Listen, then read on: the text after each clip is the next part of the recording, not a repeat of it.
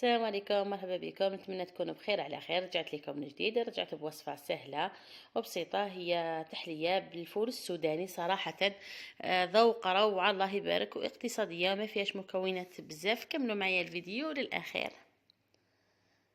كما كنت قلت لكم، من التحليه تاعنا هذه ما فيهاش مكونات بزاف. انا نستحق علبه بسكويت كما هذه، راهي كما على بالكم السعر تاعها ماهوش غالي بزاف. وعندي 2 كيسان علب دانات تاع تشيكولا. نبداو قبل كل حاجه نفرغ هذيك علبه البسكويت اللي عندي، نفرغها كامل. طبعا لازم نرحوها مليح مليح باش نقدروا نحصلوا هذاك الخليط. نفرغها كامل ومن بعد نرحيها.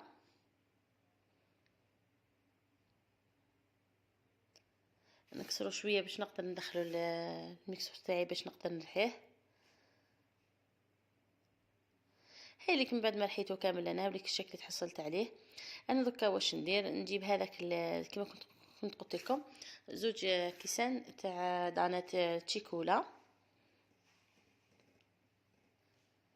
وعندي ملعقه صغيره كاكاو.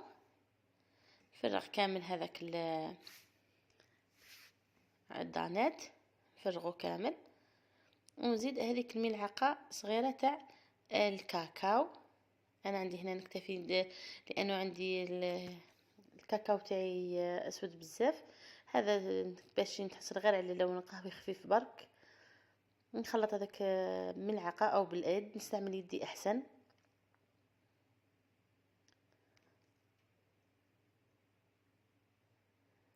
راني دايره معكم قبل فيديوهات السابقين بزاف تحليات بهذا البسكويت، بهذا الجاتو. صراحه يمد نتيجه ما شاء الله، صدقوني تجيب لنا روعه. نتمنى تجربوهم. خلوا لي ارائكم في التعليقات. انا وليكم بعد ما كما كنت قلت لكم، انا عجنته كامل بيدي باش دخلت كامل ذاك الكراميل في هذاك الجاتو. كما كنت تشوفوا راني تحصلت على عجينه. هايليك من بعد انا ما عجنتها مليح. انا نجيب هذوك لي مول توعي البلا اللي كنت كما درت معكم تحليات بزاف بهم، وكما كنت وعدتكم قلت لكم رانا نديروا عده طرق في التحليات بهذا الليمول. كما بالكم راهم ماهمش غاليين بزاف. نورمالمون 20,000 26,000 في الخاص، في متناول الجميع. انا ندير كامل هذاك البسكويت طبعا بواسطه كاس، ولا نسحنوه كامل باش يجينا على طبقه متساويه. انا هذه الباطه تاع البسكويت جاتني قيس ما عمرت 6 تاع ترفد لي القيس هذوك 6 تاع ليمون. طبعا الاخت اللي تحب كما كنت قلت لكم، اللي بغات تضعف الحجم الكميه تضعفها. دائما كما نقول لكم الفكره. انا هنايا خليتهم جانبا. دوك ندير كريم شانتيي. هنا كريم شانتيي ثاني راني راح نديرها بذوق الكراميل، دانات تاع كراميل. هنا عندي كاس شانتيي وكاس حليب، وعندي 2 كيسان دانات. وطبعا الاخت اللي حبت تزيد تضيف الدانات باغيها حلوه بزاف تزيد الدانات، لكن انا صراحه هذا المذاق يجيني روعه. نزيد نطلع على شونتيي تاعي مليح، ومن بعد نضيف هذاك الكراميل.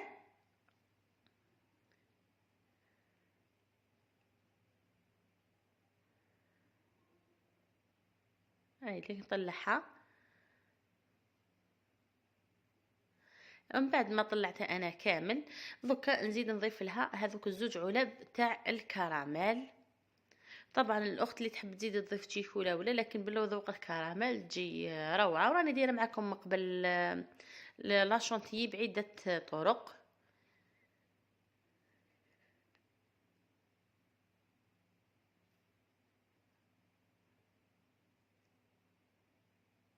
هاي ديك نعاود نطلعها كامل، نخلطها نمزج مع لا شونتيي اللي كنت درتها.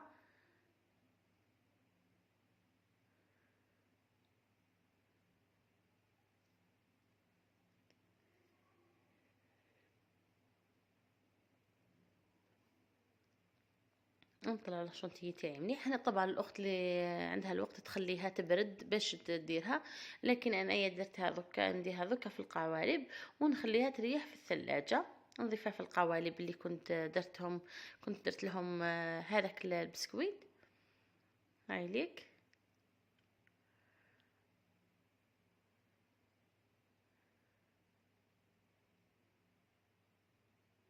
راهي ومن بعد كي تكون ديروها في الثلاجه راهي تزيد تثقل لنا، تزيد تجمد لنا، تولي صراحه روعه. الله يبارك، نتمنى تجربوها.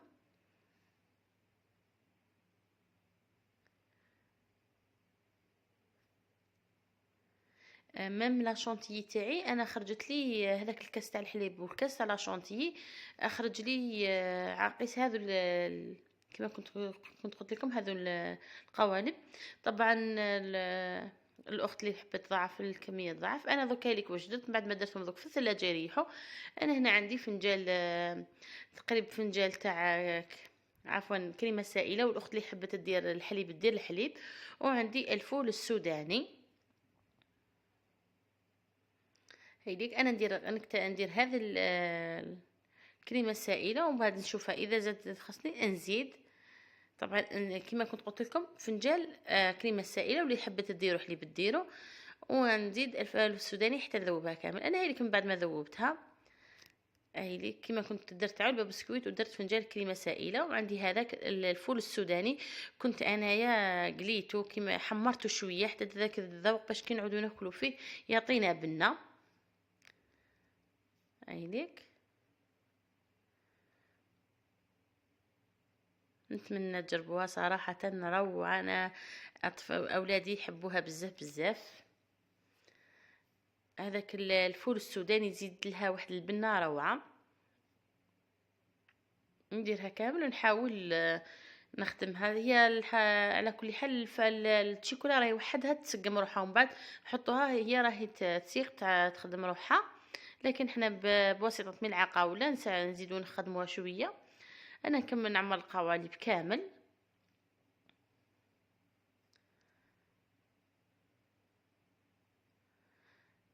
هاي ليك نديرها ومن بعد نخدمها.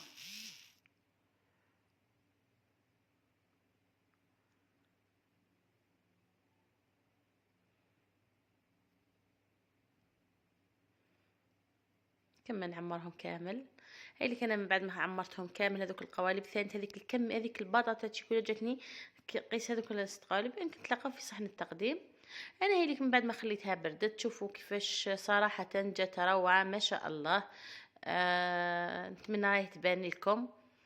الذوق تاعها روعه روعه الله يبارك. همني كذوك الطبقات اللي كنا درناهم. هاي كذاك الفول السوداني كان حكمنا في لاشونتي. طبعا خلوها تريح تقريبا كل ساعه كل واحد مهم اقل وقت هي ساعه نخلوها تريح فيه ونقدموها. نتمنى تعجبكم وما تنسونيش بلايكات تاعكم والاشتراك في القناة وتعليقاتكم. شكرا بزاف على التعليقات اللي راهي تدخل لي. نقول لكم ان شاء الله يا ربي دائما نكون عند حسن ظنكم وشهية طيبة يا ربي. باي، بقوا على خير. باي.